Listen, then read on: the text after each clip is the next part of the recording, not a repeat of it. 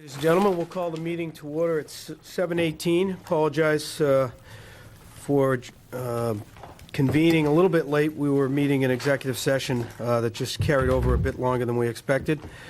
All members are present. We'll begin with the transmitting of Treasury warrants 39, 39A, 40, and 40A. Do we have a motion? So moved. Second. Made and seconded. All in favor? It's unanimous. We have no minutes to approve this evening, so we'll move to our 7 o'clock appointment with Sanjeev Kumar of Kumar Store, Inc., DBA Subway 56883. It's regarding a request to obtain a common victual license for property located at 66U Concord Street. Is Mr. Kumar here? Good evening, Mr. Kumar. You're welcome to have a seat at the table up here.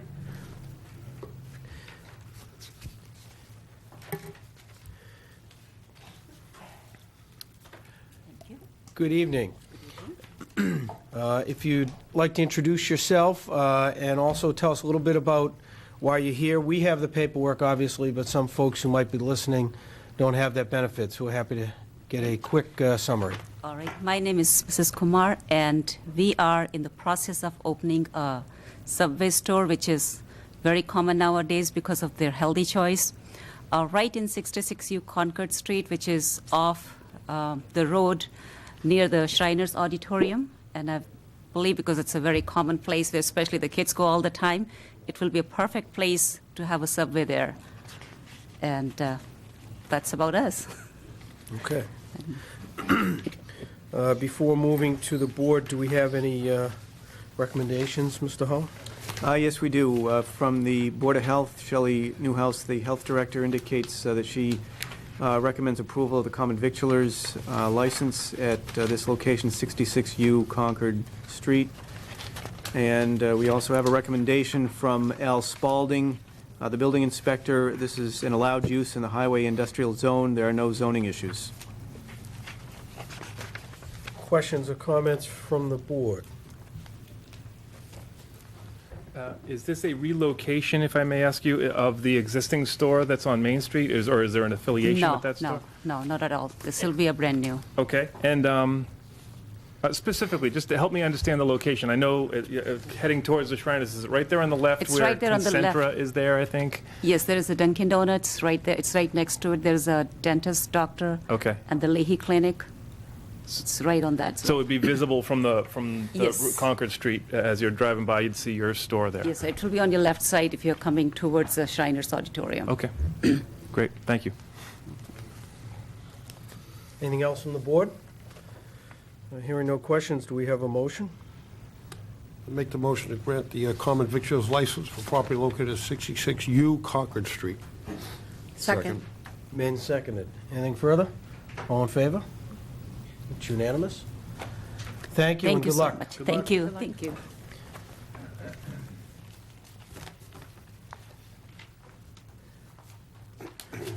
Our next agenda item is with Joseph Martinello, the event chair for the Wilmington Relay for Life, and it's regarding the 5th Annual American Cancer Society Wilmington Relay for Life.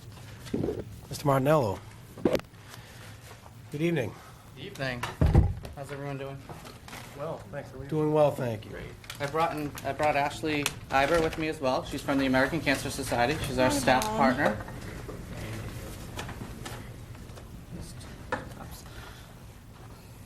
Thank you for having us back again to talk to the community about the annual Relay for Life of Wilmington.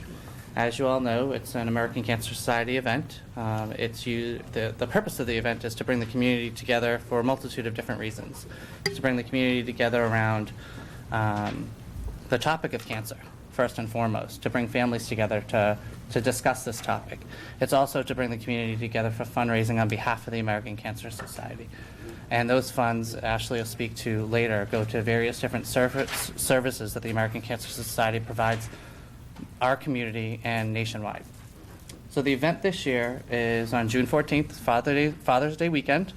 It's our 4th year in a row on Father's Day weekend. It's a success that weekend. It is an overnight event, so you'll see in publications that it's June 14th to the 15th. And the reason it's overnight is cancer doesn't sleep. So we take one night out of the year where we don't sleep and we fight back together as a community. And it's been a great event.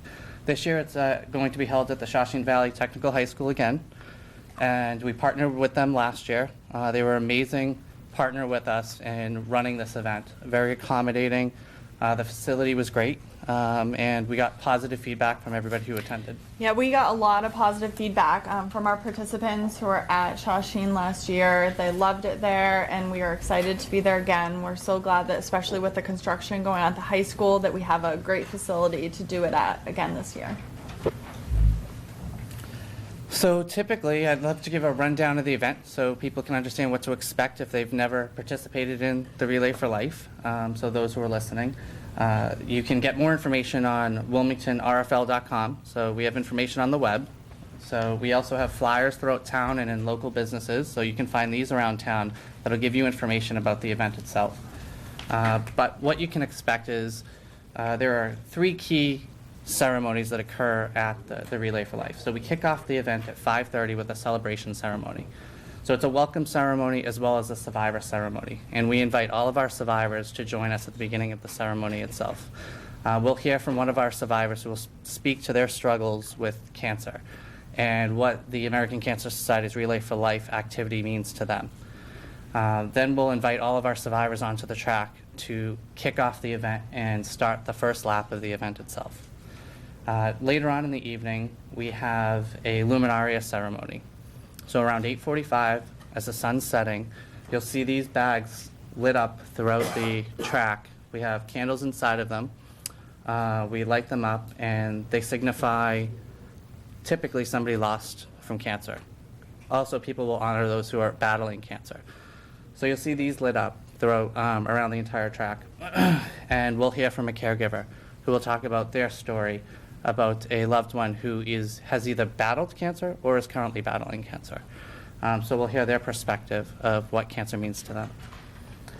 And then as we make it through the night and we walk throughout the duration of the night, at 5:30 in the morning, we rejoice because it's sunlight again, and we have the Fight Back ceremony. And at that point, everyone takes time to pause and think about what does Relay mean to them, what does their fight against cancer mean to them, and what are they going to do differently in their life? How are they going to change their lifestyle in order to help prevent themselves and others from getting cancer?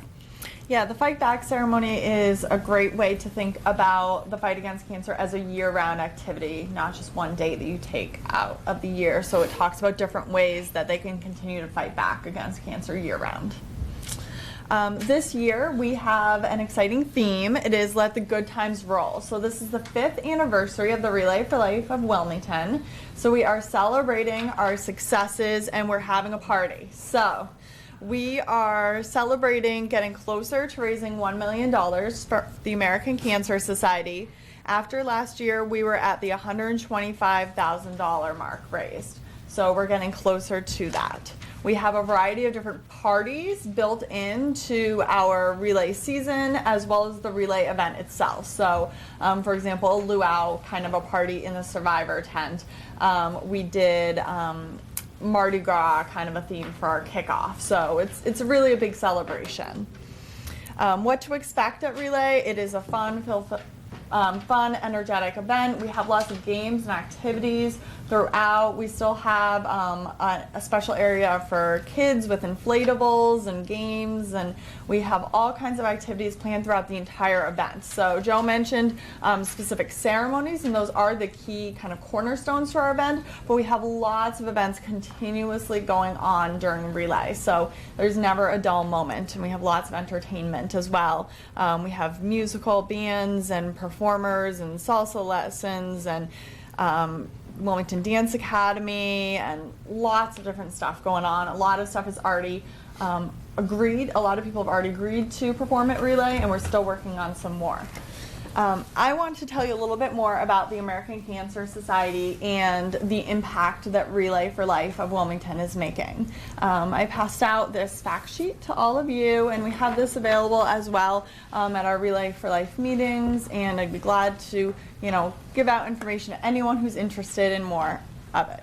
So in 1913, which was nearly 100 years ago this May, The American Cancer Society was formed as the American Society for the Control of Cancer by 15 physicians and businessmen in New York City. And today, we're a strong force of 3 million volunteers fighting for less cancer and more birthdays, and that is including the hundreds of relayers here in Wilmington. Since 1946, we have awarded $3.8 billion in research grants, and more than $57 million in 137 grants are in effect at 30 hospitals and research institutions here in New England right now. So a lot of the money is staying right here in New England.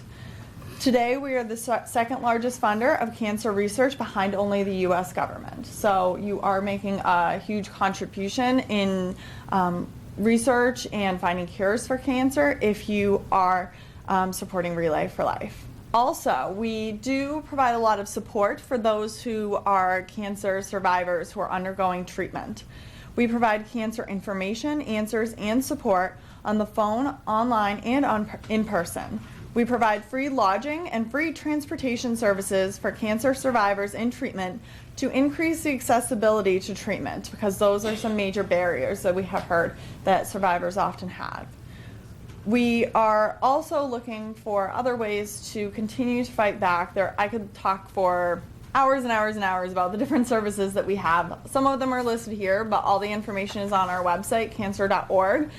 But we are generally just trying to make cancer a little bit easier for those who are undergoing cancer treatment, and doing whatever we can to help them and their caregivers as well. We do have a focus both at our Relay and in our communities on caregiver support.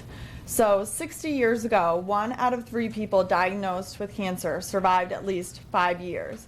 Today, thanks in part to the work of the American Cancer Society, 2 out of 3 will survive. And we are hoping to make it 3 out of 3. And so that's where everyone who is supporting Relay for Life comes in.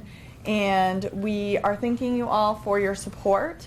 And it's really a huge thing to have the support of a really giving and generous town like Wilmington. That, I mean, I am touched all the time by the generosity of the residents here and their families, and all the people that I meet on a daily basis. Joe's going to tell you a little bit more about a couple new things that we're doing this year with Relay. That's pretty exciting.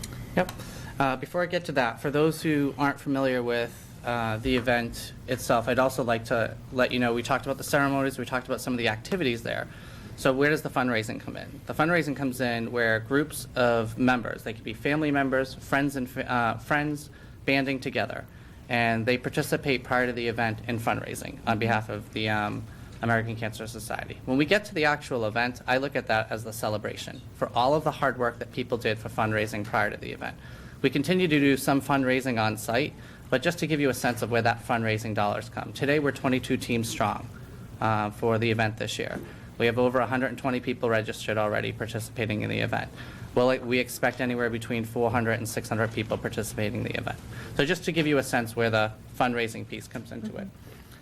Where you'll see us around town, we as a committee have worked to make it easier for those who are trying to fundraise. So you'll see members around town at local establishments. We've made arrangements with Dunkin' Donuts, Market Basket, Eli's, and you'll see people trying to collect donations there. So we spoke with those businesses and made some arrangements with them. So we try to make it easier as a committee for the town, for the members of Relay. You also see us at the Memorial Day Parade. We've had a float for the past 2 years. This will be our 3rd year, so it'll be interesting to see what they come up with this year. Last year we had the big wizard hat from Disney. Was our float last year, because our theme was a Disney theme last year. So what's new? Ashley mentioned a couple of new things. We're having a Survivor Social this year on Monday, April 29th at Villanova Hall. This is independent of the actual event itself, and it's for survivors. You won't find it in your flyers. This is something that is new. Mm-hmm. You'll have to find the information online, or you can contact Ashley. Her phone number is 781-314-2652. And it's an opportunity to bring survivors together in an intimate environment where some survivors may be intimidated by going to the larger event itself. So we're inviting survivors. We've had over 400 invitations go out to local survivors that the ACS is aware of, and they're invited to bring a guest with them as well. So we have local businesses that are supporting that, Master Elite Catering, Focaccia's, Capolini's, and personally, my family's helping to fund that event as well. In addition to that, we're doing something new this year in Wilmington. We wanted to bring it beyond the event. So we're doing a Feel Good collection on behalf of the American Cancer Society. So what is a Feel Good collection? Well, the American Cancer Society does a number of services for the community. One of the services that they offer up is a Look Good, Feel Better program. So they invite women who are going through cancer and going through chemo treatments into a seminar, workshop, and at that workshop, they give them tips and tricks on what they can do for their personal appearance. So we're trying to collect some goods for that. So makeup mirrors, cotton rounds, tissues, Q-tips, etc. So that's something new that we'll be launching in the local newspapers and online as well. In addition, we're collecting goods for the Hope Lodge in Boston. So that's where families who live, is it 50 miles outside of the city, and they can't afford to stay in the city in order to get treatments at the world-class hospitals that we have in Boston, it gives them an opportunity to be able to stay in town while they're getting their treatments. So we're going to be collecting goods for that as well. So these are two new different initiatives that we're trying this year to bring the community in from different angles, so people don't think it's just about fundraising dollars. And also, these goods that we collect will all be used in the Boston, North Boston area. So they are used locally. The programs and services that I talked about earlier and the ones that Joe just talked about now, they are offered here locally. So I think that's something that we also want to raise awareness about so that people know these aren't just theoretical programs that we're discussing. These are real programs that are in our local hospitals. Yep, and the Look Good, Feel Better programs, to my surprise this year, I found out they run them in Winchester Hospital, which is very close to all of us. So you don't even need to go into the city. They run them in Lowell. They run them in close proximity to us, so our residents can take advantage of those programs.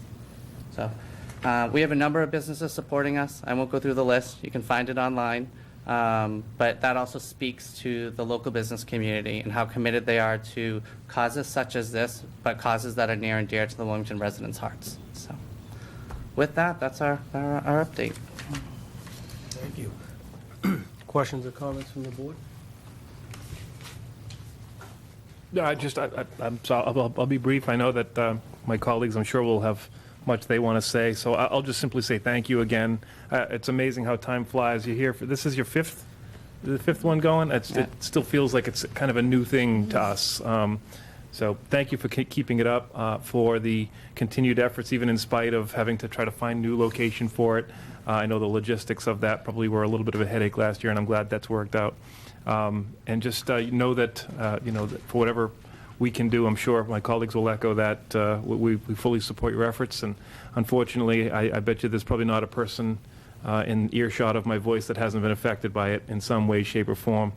And so it's a blessing that the Cancer Society is there, and we appreciate you bringing this to Wilmington, and we'll be there. Thank you. Just want to say thank you as well, Joe. I know that you and your committee have put so many hours into it annually. I know you put a lot of effort into it, as does your family and all the people that are on the committee. And thank you to the American Cancer Society. Back for the first one, we worked with Jennifer, and then it just continues on. So everyone that joins Wilmington always has a real energy and spirit towards the event, which makes it really helpful, and it's contagious. So certainly good luck with the event, and looking forward to supporting it. So thank you. Yeah, I agree. It's just another example how passionate this town is about good causes. And like my colleague said down there, everybody has unfortunately been touched at some point. And Joe, I know you've worked very hard with your committee over the past 5 years. And congratulations, and I'm sure you'll do a wonderful job this year, and good luck. Yeah, once again, I just want to echo my colleagues. I want to thank you for all your work and what you do. And on behalf of really everybody, not only in the town of Wilmington, but in the Commonwealth and nationwide. And I'm sure we can all share stories. I personally, on a personal level, lost my mother, age 42, to cancer. So, I'm sure that's probably touched everybody in the community and many people sitting here and out in the audience as well, I'm sure, So appreciate everything that you do. Thank you.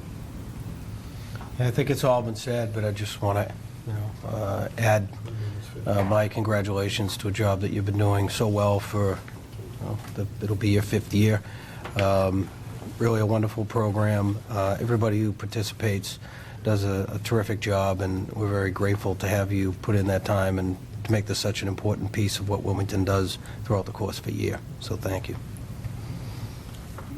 I think it would be appropriate if the audience could ask some questions too, Mr. Chairman. No, Since we're a lot not of going to people are entertain, not we're not going to in touch entertain, cancer. we're not going to entertain No? questions. We don't want to get any details, how other people could be helped. Mr. McDonald, you're out of order. You haven't been recognized. Please refrain from interrupting the meeting. Thank you. Just thought it would be appropriate. Is there anything else you need to add? No, thank you so much. Thank you very much. Thank you.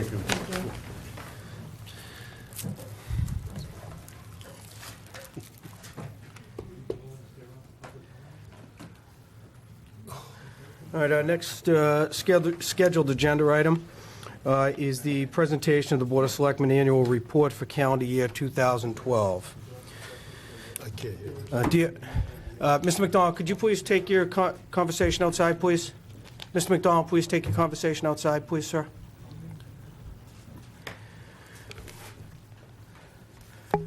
Dear fellow residents, throughout 2012, as the national economy trudged slowly toward recovery from its most difficult and challenging fiscal period since the Great Depression, Wilmington balanced the budget, offered an affordable residential tax rate, and avoided the imposition of athletic, trash, and similar user fees. With the capable assistance of the town's dedicated employees, the town sustained its level of services, increased its capital reserves, added to its inventory of open recreational space, and worked to improve the quality of life for its residents, businesses, and volunteer organizations.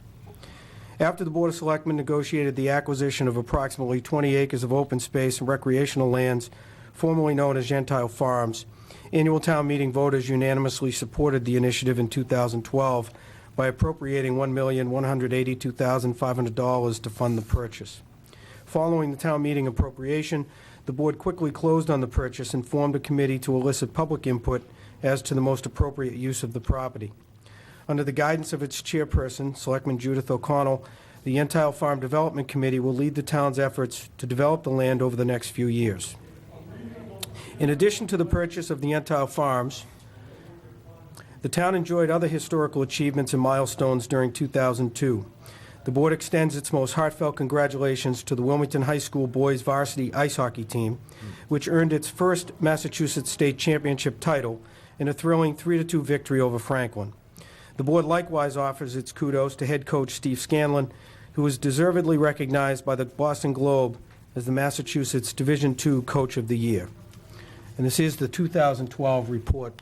I'll remind folks before anybody calls to correct the score in their repeat performance. After years of planning, calendar year 2012 also marked the groundbreaking for the development of an affordable housing development at 1 Burlington Avenue, and construction is well underway. In addition to promoting a more diversified housing stock in the Wilmington community, the town has used this opportunity to secure additional benefits for the town at no cost to the taxpayers. The water service in the Cedar Street and Weber Street areas will be upgraded. An easement to the town will eventually allow for the widening of Burlington Avenue, and a perpetual conservation restriction over 5 acres of the site are just a few of these benefits. Attorneys for the developer and the MBTA continue to negotiate terms for an easement agreement which would provide direct pedestrian underground access from the housing development to the MBTA commuter rail facility on Main Street. These plans represent a coordinated and concerted effort on the part of the town to promote the economic development of the town center area and to enhance its use as both a commercial district and a transportation corridor. Also in 2012, Town Manager Michael A. Kyra retired after more than 22 years of distinguished service. As of the date of Mr. Kyra's retirement, the town enjoyed certified free cash reserves in the amount of $11,255,673. Mr. Kyra certainly deserves the lion's share of the credit for establishing and steadfastly maintaining a lasting culture of fiscal discipline, while consistently providing top-notch municipal services. The board again extends its very best wishes for a healthy and happy retirement to Mike and his wife, Jane. It is with enthusiasm and anticipation that the board looks forward to working with Mike Kyra's successor and Wilmington's 10th town manager, Jeffrey M. Hull. On May 29, 2012, the board voted to appoint Mr. Hull to a 3-year term.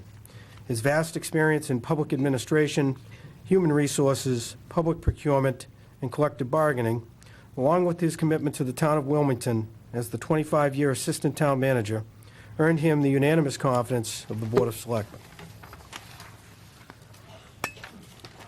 On a less positive note, the town's progress toward constructing a 21st century state-of-the-art high school was temporarily delayed by a series of administrative appeals in 2012.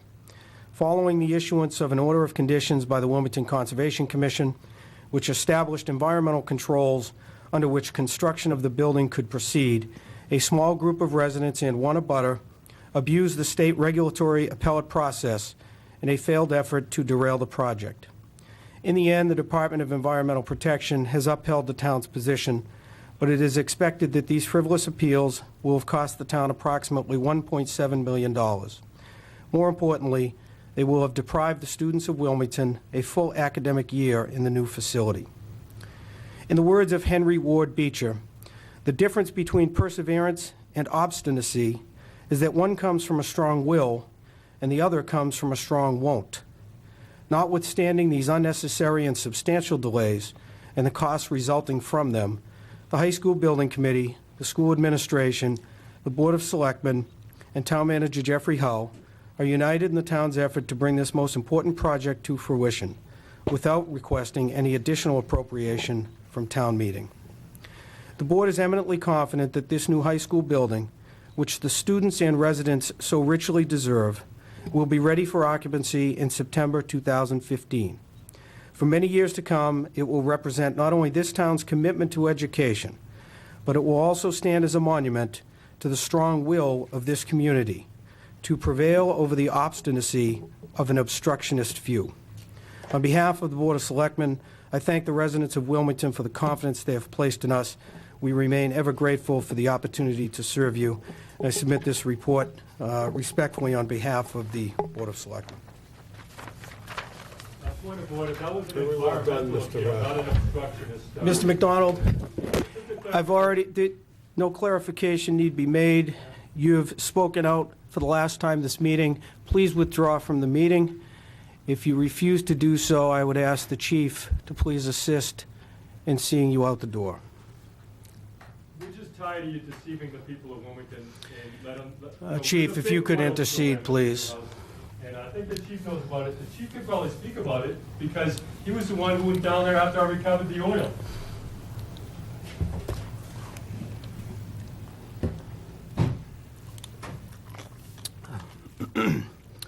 Communications, Mr. Hull. Under the first communications is from the Alcohol Beverage Control Commission. This is with respect to a hearing that will be held regarding Colonial Park liquors for alleged violations related to the purchase of alcohol from certain distributors. The hearing is scheduled for May 14th at 12 p.m. noon at their offices in Boston.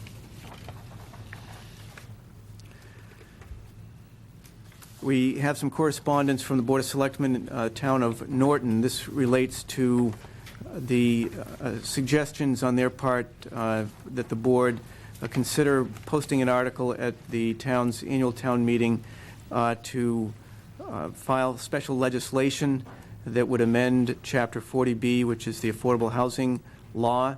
Essentially what they're seeking is to include the units that have been approved for development and filed with the town clerk, seeking to allow those units to be considered as part of the affordable units prior to their actual development. There's a list of units that are included in the subsidized housing inventory, which is maintained by the Department of Housing and Community Development. Currently, the units are not deemed affordable or not included on that list until a later point in the process. Norton is seeking to revise that consideration. Mr. Hull, I know that you'd gotten some... Mr. Botter, we're in the middle of a discussion, please. I know that you had asked for some comment from the planning director. Have you been able to get that feedback, and could you share the substance of it with us? Yes, Carol Hamilton, the planning director, did address this. She indicates that if Wilmington would have, if this provision had been in place, Wilmington would have met the 10% a number of years ago. She does have some reservations with respect to allowing for parcels or units that have not yet been built to be considered on the list. But in the end, she indicates that there should be greater latitude for communities who are seeking to increase the number of affordable units, and that consideration should be there for units in the pipeline, so to speak. She goes on to say that we should always be looking to pursue ways to create more affordable housing. Okay, and I guess, see, my thought was that, and I think rightfully so, the planning director is being an advocate for affordable housing, and I'm glad that she is, and I think she's always been an advocate for affordable housing throughout her tenure as a planning director, and for many years prior to that as a member of the planning board. And I think that has served the town very, very well.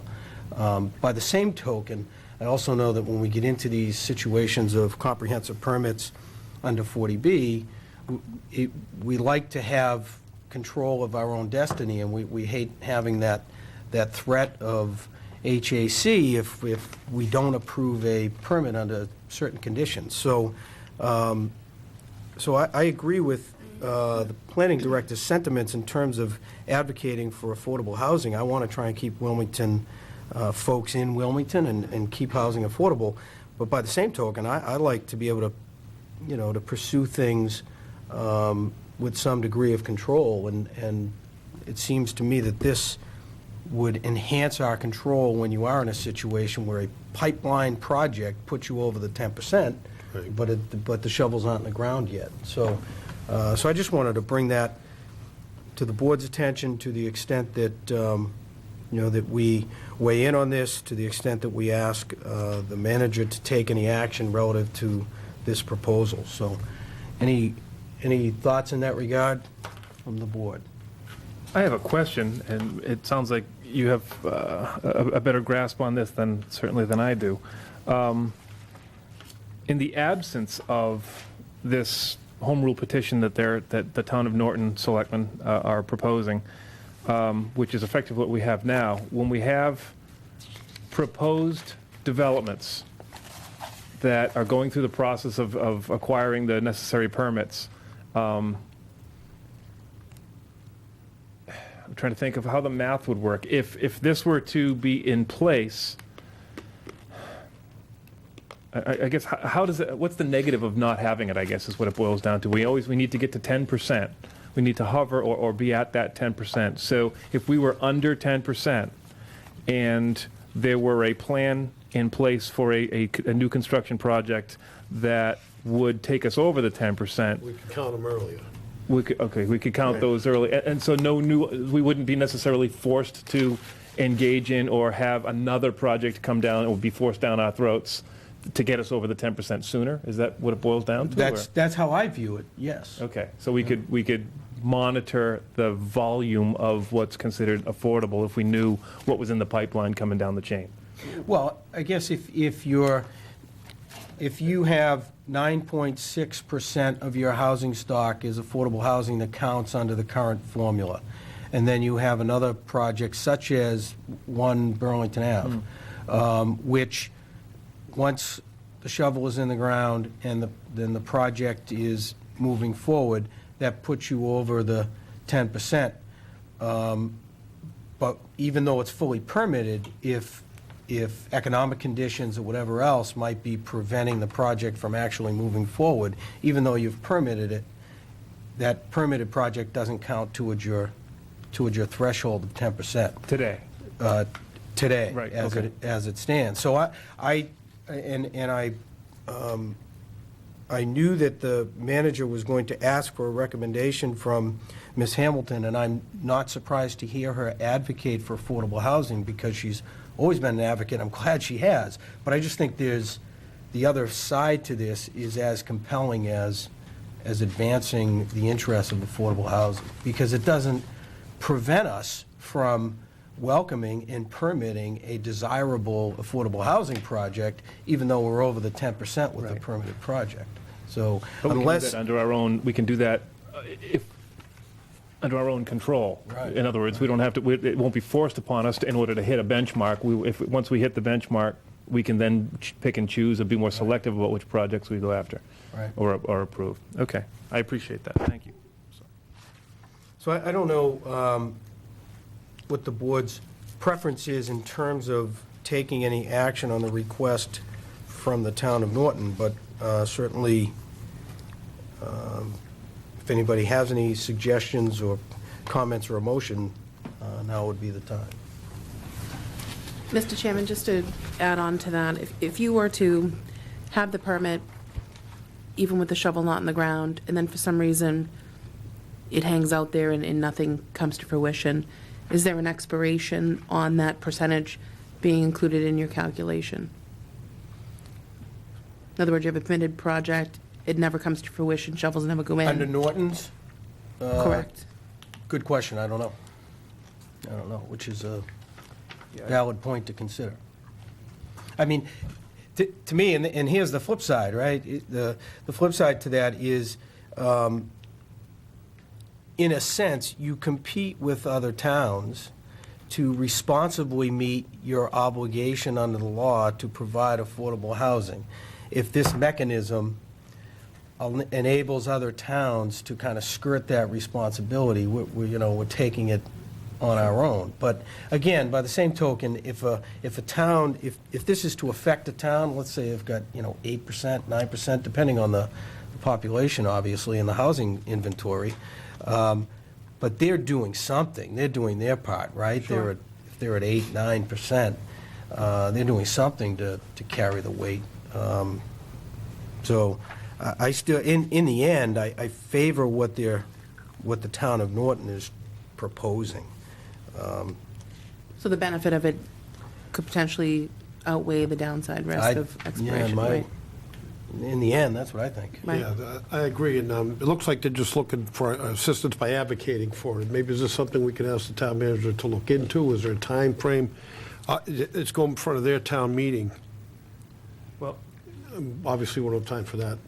yeah, they're saying the town of Norton respectfully requests that your community include a similar article for consideration at its next town meeting. So we've missed that window. Yeah, which we're not going to be able to do, but certainly we have the ability, understanding that it's a home rule petition, communicating with our legislative delegation as to the substance Right. certainly doesn't hurt.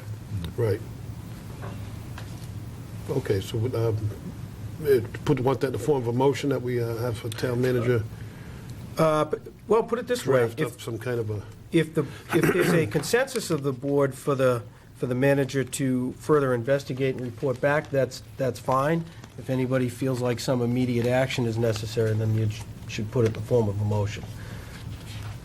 I don't know what immediate action we could Yeah, do right now. Yeah, I would think that certainly the manager could further review this and give a recommendation for our consideration at a future meeting. I think one of the things that may be appropriate to do here is to find out, perhaps through the Mass Municipal Association, to what degree this proposal is being considered in the association, which of course represents most of the cities and towns, and whether there's perhaps a similar movement being made or support being given by the MMA to pursue legislation to this effect. So I can check that out and report back.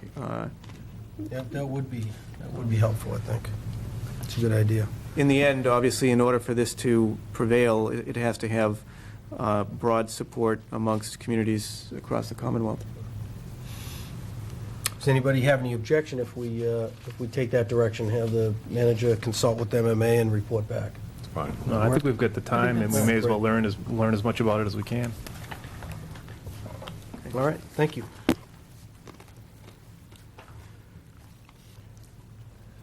Excuse me, I'm sorry. Mr. Bodnar, did you have a question about that specific agenda item? It's an easy question. How is this magic 10% calculated in the towns? Is it the residents or the number of dwelling units that are already in town? And then here's the loaded part of my question. These new developments, the 40B units that come online, are they counted? In other words, is this a never-ending pyramid scheme that we have to classify the apartments that are coming online as housing, and then we have to meet the 10% of those?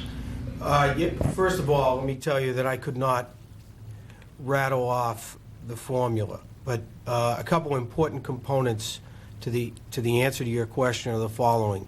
As the town's total housing inventory increases, that affects your percentage of affordable housing units. The other big piece that we have seen in Wilmington, which has helped us get to that 12% plus or minus, is that every unit in these apartment rental affordable housing complexes, every one of those units counts towards the affordable housing inventory, whereas home ownership, condo-type developments, that's not the case. So those are two big things that I've picked up over time, but certainly the planning director has, the very complicated nuances of that formula handy. I don't think you quite understood what I meant. Oh, I understand private residences don't qualify as affordable income. The complexes, what I'm saying, the overall amount of residents in town, whether they have private homes or they're in an apartment unit, and the apartment units are classified as affordable. But that they also add to the total of residents in town. Now, the scheme of things my mathematics, what I'm trying to say is, as the number of apartments or affordable units go up, won't the total amount of units that we need also climb with those? Yes, but see, part of the difficulty I'm having in answering your question is whether or not you're referring to residents as in RESIDENTS, residents, or residences, units where people live. And if you're referring to residences, then both of those things do, in fact, they are affected by every market rate unit, every house that's built, every rental unit that's made available, and likewise the affordable ones. They both, it is a constantly moving target, if that's what you're getting at. If you're concluding that it's a constantly moving target, your conclusion is correct. At the present time, my last question, at the present time, where are we on the ladder of meeting this 10%? Oh, we're over at 12 point, hold on. We're at 12-1. 12.1, is that it? 12 point, yeah, it might even be 12 even in round numbers. But we are hovering around 12% at last count, and what put us up at that number was the One Burlington Ave development coming on. Another developer comes in sponsoring it, we have more power to, I won't say slow them down or something. You can deny the application, period, yeah. If you're below the 10%, there are some programs that require local approval, and that's where it gets very complicated. But in terms of the significance of the 10%, there are many developments that if the town's inventory of affordable housing is not at least 10% of the total housing inventory, how all of that stuff is defined in a complicated way, you are hamstrung into giving conditions on a permit, but you can't outright deny it, except for in some pretty limited circumstances.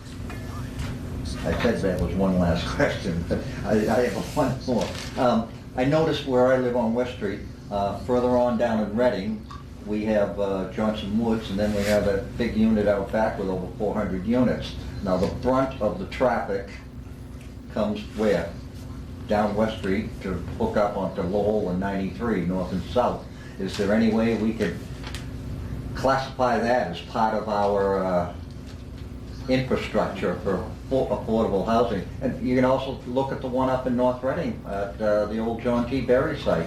I mean, the traffic doesn't head towards 28, it comes back down 62 to hit 93. I mean, we happen to have the major roads that hook up to everywhere, and our neighbors' affordable housing complexes are right on our borders. In terms of legislation to affect 40B, I would refer you to our legislative delegation. Over the course of the last 10, 15 years, there have been no shortage of ideas on how to minimize the impact that 40B developments have on adjacent cities and towns who have to deal with things like traffic. I mean, from my perspective, they've met with limited success. So I'd refer you to, in terms of the general laws, to the legislative delegation. In terms of any specific development, I'd refer you to the planning department, planning office. Thank you for the answers. George, let me follow one quick. Is that 10-year approval now? We get 10 years? Or is that, is the time frame a moving target too? Now that we've achieved our 10%. So we get 10 years now? I don't remember. Yeah, I don't remember. Yeah, I don't remember, but we can get the answer We to can that check, from I don't, Carol. offhand don't know. Okay, continuing with communications.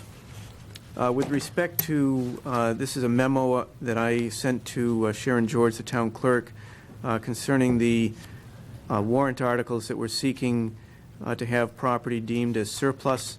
There were 5 articles altogether, Articles 29 and 30, seeking a property to be deemed surplus.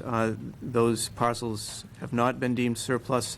Article 31, not surplus. Article 33 has been deemed surplus, and Article 37 not surplus.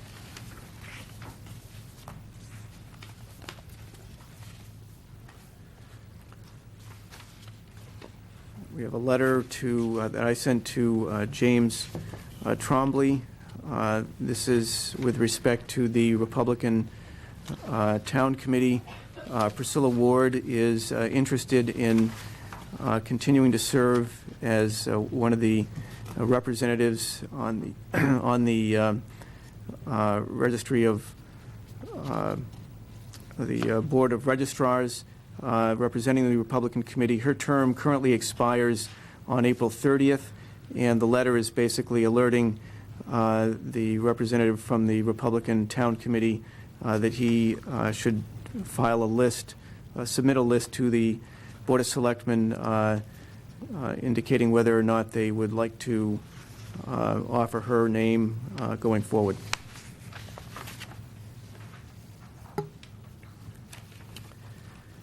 We received correspondence from Governor Patrick and Lieutenant Governor Murray. This is notifying the board of the transportation bond bill that has been filed. It's referred to as the Way Forward, a 21st Century Transportation Plan.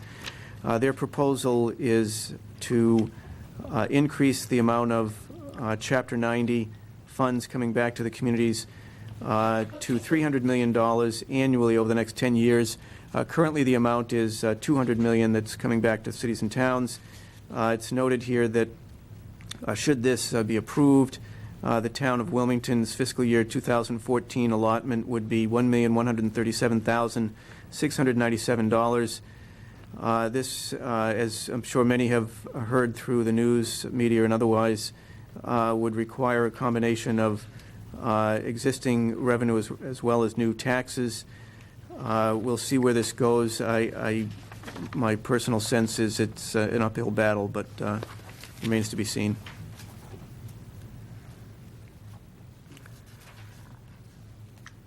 I have a memo from Kendra Amaral, the Assistant Town Manager, to the Board of Selectmen explaining the Municipal Performance Management Program Grant Award. The town was awarded a grant to engage in developing essentially performance metrics which track the particular department's performance in certain categories. This grant would allow a consultant to come in and work with the town, in particular looking at the police and public works departments in addressing particular areas that can be quantifiably measured so that we can have a better ability to assess the town's performance both against previous years as well as against other communities of similar size and makeup. I think this is a real positive for us. There's a lot going on currently with respect to performance management and establishing particular metrics to assess our ability to meet certain standards. Jeff, do you know how much the grant was for? Is it a moving target, or do we know the dollar figure? This first grant was relatively small dollars. It's $500. It'll fund the cost of the work through the end of August. The grant program is sponsored by the UMass Boston Collins Center. The opportunity would exist going forward for us to continue in this program. Presumably, if we were to elect to go forward, we would need to fund the additional costs, but certainly it would be one thing that I'll be considering based upon the results of our first trial here and expand this to other departments. Great. Thank you. We have a letter from Lou Semeglia, the Director of Department of Veterans Services. He's inviting the board members to the Memorial Day services on May 27th. They start at 9:30 with a step-off. Actually, you have to be at the, assemble at the Market Basket parking lot at 9:30 with step-off time of 10. And then they'll proceed to the Wilmington Cemetery for the Memorial Day services starting at 11. We have correspondence from the Metropolitan Boston Emergency Medical Services Council. This is a group that represents 61 cities and towns in eastern Mass, including Wilmington. With respect to emergency services, it provides resources and training to EMS services. They're seeking nominations to their board of directors.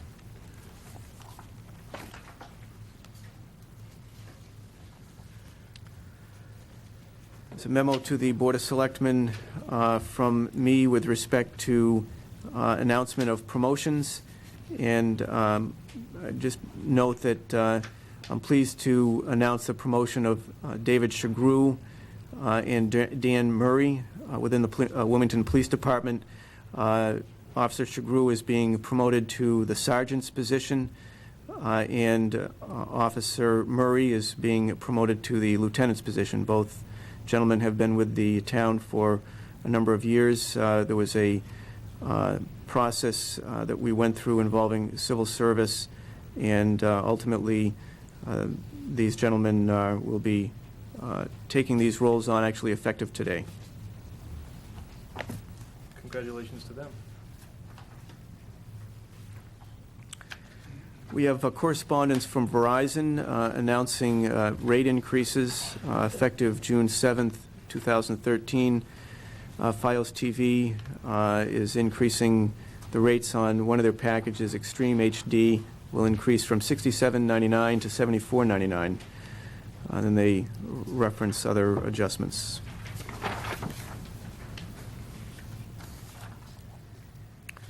We have a letter from Mark Frugeau from Scoutmaster of Boy Scout Troop 137, and he is requesting permission to use the old Swain School site for a yard sale, which is a major fundraiser for the troop, and this would be held on June 1st from 8:30 a.m. to 3 p.m.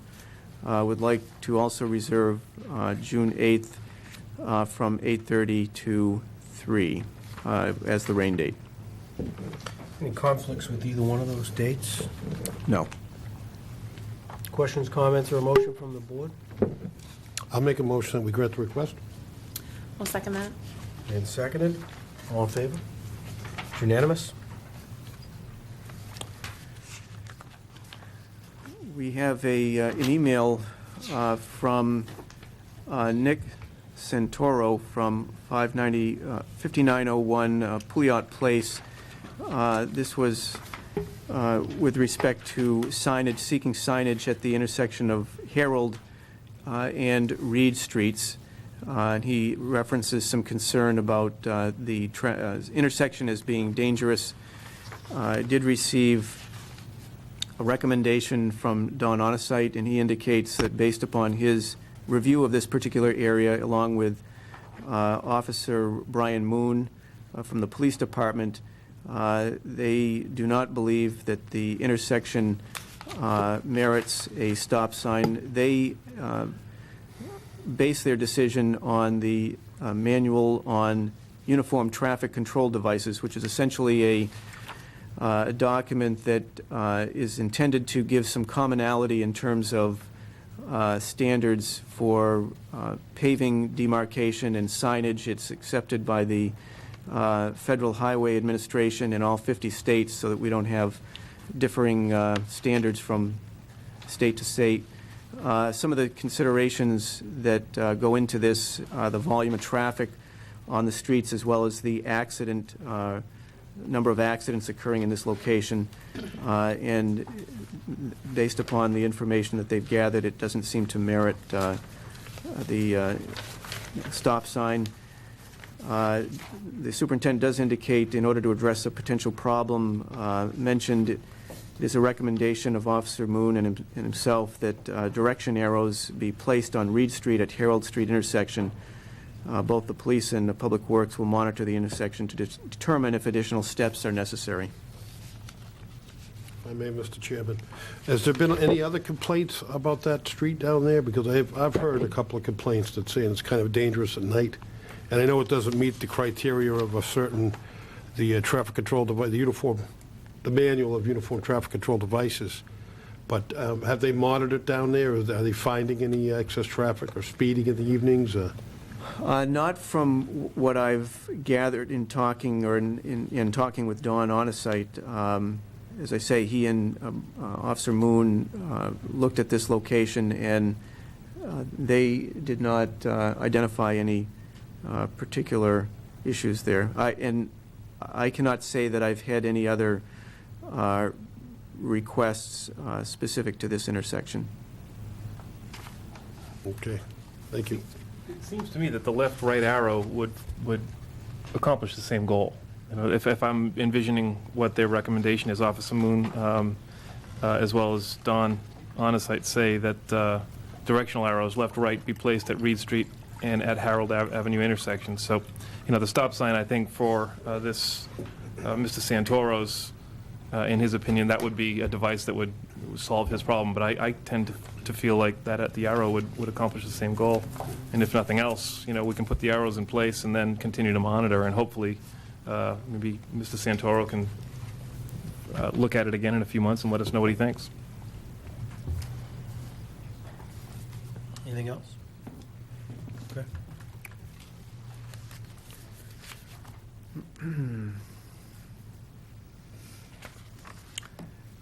We have a memo from Sharon Georgetown Clerk directed to the Board of Selectmen recommending the approval of 2 residents as additional election workers, Claire D. Entremont and Grace Protopapis.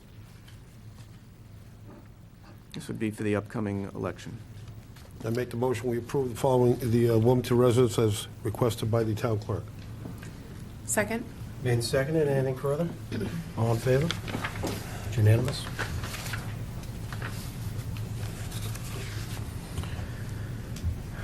There is a request submitted to the town from Body Infusion, which is a local outfit in Wilmington, and they are seeking to use either the town common or Rotary Park to conduct a boot camp class or series of classes that would run on Wednesdays. Actually, I think they've since changed that based upon a conversation I had with one of the representatives to Thursdays or Sundays, and they're looking for access to either of those properties. They're a fitness group that provides exercise activities. And just for the sake of clarification, I am presuming that it is a for-profit enterprise. Is that an accurate Yes. assumption? I did have a conversation with Heather Lowe, one of the representatives from the company, and essentially they offer a 6-month program where individuals can sign up and for a fee, or they can pay by the class for this program. All right, well, I would just point out the policy and procedure that you, a copy of which you had provided, Mr. Hull, to the board, that under our own policies, we have published the fact that the use of the common should be restricted to Wilmington nonprofit organizations. So I guess that, I presume that would limit the board's discussion and consideration to Rotary Park. Does anybody have any comment? I agree what you're saying. I mean, serving on the board for a period of time, there has been, like you say, businesses for profit has come before the board to utilize some town property, and in the past, the board has denied that. So I agree that there's rules and regulations, and that's something that we should adhere to. And once again, nonprofit, totally acceptable. Business for profit, it's inappropriate. Yeah, it's inappropriate. I agree with you. Yep. Questions or comments down here? Yeah, I think the spirit of the regulation that talks about the common for nonprofit, I think in my reading of it, I think that Rotary Park is in that same vein, same definition, and I'm not at all opposed to body infusion or to the idea of getting some exercise. I just think that it opens up a bad precedent if we were to approve it for a for-profit enterprise. So I'd be inclined to oppose it myself. At that, any additional comments, questions, or a motion? I will move that we deny permission to Body Infusion for the purpose of them having boot camp on any of the town-owned properties as mentioned in her letter. Second. Made and seconded. Anything further? All in favor? It's unanimous.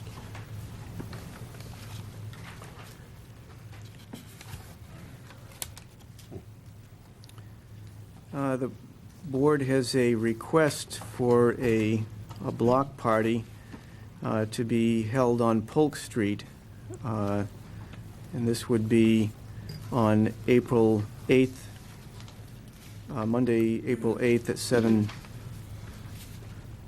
I'm sorry, not Monday, April 8th. It would be on May 5th from 2 p.m. until 11 p.m. Any objections from any town departments? I've checked with the police, fire, and public works. They do not have any objections. Okay. I presume that, as is the ordinary course, you would notify the requesting party to consult with the police department for any specific conditions? That's correct. Any questions, comments, or a motion to that effect? Mr. Chairman, I make a motion that we grant the request of Mark Nelson to conduct a block party on May 5th, 2013. I don't see the street is what? Polk Street. Polk Street? Yes, Polk Street. Thank you. Second? Made and seconded. Anything further? All in favor? It's unanimous. Just one quick thing on that, I'm sorry. Is it 6 Polk Street or is it 12? I guess with the Just, With the I know block we- party, yeah, you know. it doesn't matter as much, but that's, I hadn't picked up on that Just so that it's in in the terms record. of where the contact point ought to be. Well, I guess I mean, I know a block may constitute both addresses, but I just want to make Right. sure that there's no miscommunication with the applicant. Yeah, the RE at the top references 6, but in the substance of the letter, it refers to a campfire on 12 Polk, so I guess that's up to the police and fire to contact the appropriate people at the appropriate place and to give whatever conditions they need. And this is permitting the block party, we're not to be Yeah, we causing permit the block party and let the police and fire do their thing to make sure that they have relative to the imposed. campfire. Yeah, we don't Correct, profess to take away any of their authority. right. Yeah. Public comment? But can I ask a clarification first on one of the communications? I raised my hand, but you didn't catch it. Okay. Is it okay? Certainly. Great. I'd like to ask you a clarification, if you know, on the governor letter about the transportation bond bill. And all I have is the one item here, so does that include that proposal that I've heard in the news about the 3-cent gasoline tax indexed to inflation? Does that include that, or is there something different we're talking about here? In this communication, I don't believe that My question is, did they provide the funding sources to that? Because if they did, I'd like to add a comment to the board, because oftentimes the board makes recommendations or requests to the delegations in regard to certain things that come out. And I just wanted to clarify what this one. Well, we didn't in this case, and in fact, I think that the manager has an opinion based on the media and information that's disseminated that I'm sure you've seen and that we all see, which would explain the governor's intent in terms of funding. The communication before us, which you're certainly welcome to get a copy afterwards, does not have any real detail in that regard. My question really wasn't specific on the funding. Is that communication associated with that topic of discussion, though? Or is that really kind of unrelated? I do not know specifically. I would expect that since the governor indicated in this correspondence that part of the premise of this bond bill is an increase in taxes, that could be one element of it, but I can't say for certain without checking that out. Okay, then I just will make my 2-cent comment and then I'll move on. I don't think that 3-cent tax is appropriate, but even if it was or it wasn't, to index that to inflation, I think is really, really a bad thing. We may end up paying 5, 6, 7, 8 cents a gallon each year moving forward up to 2015. So if that comes up before the board, I would really ask that you ask our state delegations not to support that. I mean, I don't like tax increases, period, but from what I understood, from what I heard, that 3-cent per gallon tax was going to be indexed to inflation, which is absolutely outrageous. And so I would ask if the board gets the communication that they have some input back to our state delegation, that they ask that not be approved, and I just would add a comment to that. And then my comment, I'll try to be brief, is in regards to the chairman's statement in the past year in review, and I just wanted to add the comment that I think you are overly harsh to the vast majority of the appellants, because the vast majority of the appellants on the high school project really was about the environment, and it's your comments, the spirit that I perceived your comment, it actually, to me, the reason that the town didn't negotiate during the process, that kind of tells me why.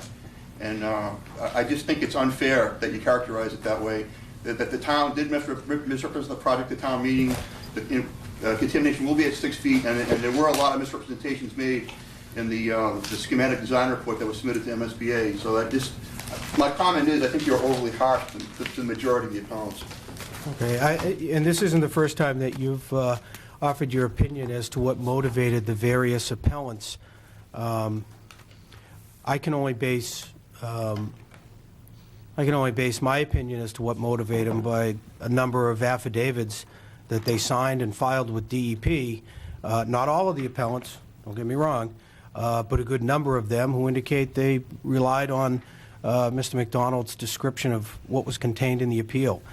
I didn't make that up myself. That's all a matter of public record at DEP, that a number of the appellants filed affidavits to that effect. So I assume that Mr. McDonald's opinion would induce a number of those people to sign based on their own sworn statements. Mr. Chairman? Yes. If I could, with all due respect, I disagree with you, George. I have to agree with Mike Newhouse on those comments. I'm not going to beat a drum on it. I think it's speaks for itself.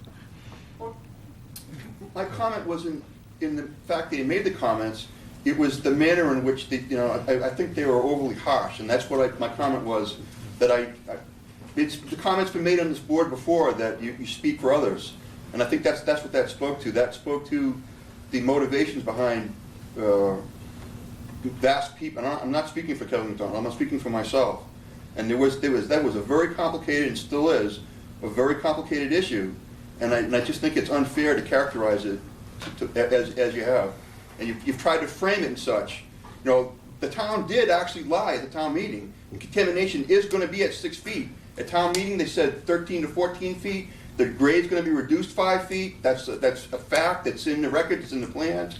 If you go to the schematic design report, they made statements, black and white statements. No excavation will occur. It's right in the paperwork. And it's still, as I told you before, the appeal process from this point is MCP stuff moving forward. It has nothing to do with building a high school. It has to do with cleaning that oil up. And that's still an open, it doesn't really, the DEP issues aren't going to really kick in until you start taking that building down. So that we still haven't gone there yet. So I'm just letting you know that. You know what, Mr. Lingenfelter, I could go on and on and on to say that the town of Wilmington lied at town meeting. It's ridiculous, but you know what? I'll let you have the last word. We'll move on to new business. Do we have any new business up here? Nope. I just want to say that we're all wearing blue, and I'm honored to wear it tonight, and I'd like to close with that and leave the opportunity to you to speak on that as the chairman. Thank you. I agree with what Judy said, thank you. Good. Sox Okay. won. Thank you for that segue. The board was kind enough to take some time to make sure that we were showing our support for autism awareness through the manner in which we're addressed tonight. For folks who may be watching who are not aware of it, the color associated with autism and autism awareness is blue, and this is Autism Awareness Month. We intend to have a representative from Autism Speaks at our next meeting this month, and to be accompanied by our health director, Shelley Newhouse. So we look forward to their joining us. I will just simply say that last year at this time, the CDC had reported a survey that 1 in 88 children in the United States is diagnosed. That number is more to 1.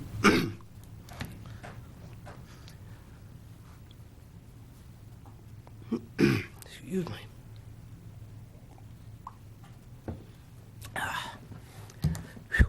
Sorry about that. The report's now more like 1 in 50. Take it. Important days. Important dates, we have the curbside collection yard waste is scheduled for April 11th. Drop-off, Old Main Street, 8 to 2 on April 10th. I'm sorry, the curbside yard waste is the 8th to the 11th, so that's happening this week. Drop-off is April 10th. Also on April 10th is the last day to register to vote, town elections. Town clerk's office will be open until 8 p.m. We've got on the 11th also the Yentell Farm Development Committee meets here in this room at 7:30. On the 13th, again we have a brush drop-off, Old Main Street, 9 a.m. to 4 p.m. Town offices are closed on April 15th, Patriots' Day. April 17th, brush drop-off, Old Main Street, 8 a.m. to 2 p.m. April 20th, brush drop-off, Old Main Street, 9 a.m. to 4 p.m. April 20th, Little League opening day. Then on April 22nd, we have Tiny Tots Kids Club registration here at the Town Hall Auditorium, and that's 5 p.m. to 6:30 p.m. Also, Board of Selectmen's meeting is coming up on April 22nd. We have starting at 6:30 executive session. And then curbside collection of yard waste, again, April 22nd to the 26th. Special state primary and annual town election polls open 7 a.m., run until 8 p.m. That's on April 30th. On May 4th is the annual town meeting. And there was one other note. I received a call late today from Frank West, who wanted to make sure we were aware that the Minutemen will be marching to Concord on April 19th, and they will be going through the up Church Street from the Common up to the center, or the intersection at 62 and 38, and firing their muskets at that point on their way to Concord. Thank you. Motion to adjourn? So move. Second? All in favor? Unanimous.